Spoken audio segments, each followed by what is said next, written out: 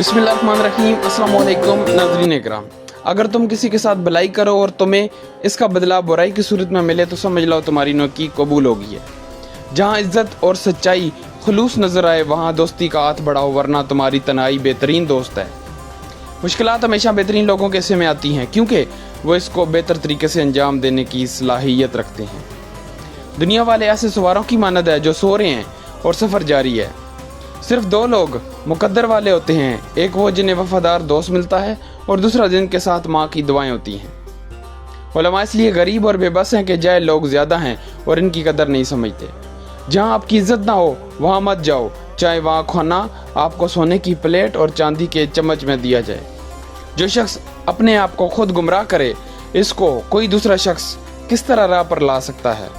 अक्लमंद अपने आप को पस्त करके बुलंदी हासिल करता है और नादान अपने आप को बढ़ाकर जिल्लत उठाता है।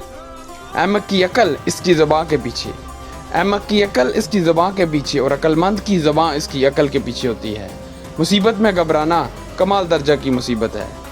कहावतें और मिसालें अक्लमंदों और इबरत हासिल करने वालों के लिए बयां की जाती है ताकि इनको कोई फ़ायदा हासिल हो। जो शख्स नेक सलूक करने से दुरुस्त ना हो वह बदसलूकी से दुरुस्त होता है। जो शख्स अपना भेद महफूज रखने से आजिज है वो दूसरों के राज महफूज रखने से नहायत आजिज होगा। किसी दूसरे के गिरने पर खुशी मत किया करें, मालूम कल को तेरे साथ क्या होगा। जो शख्स अपनी कदर आप नहीं करता कोई दूसरा शख्स भी उसकी कदर नहीं करता।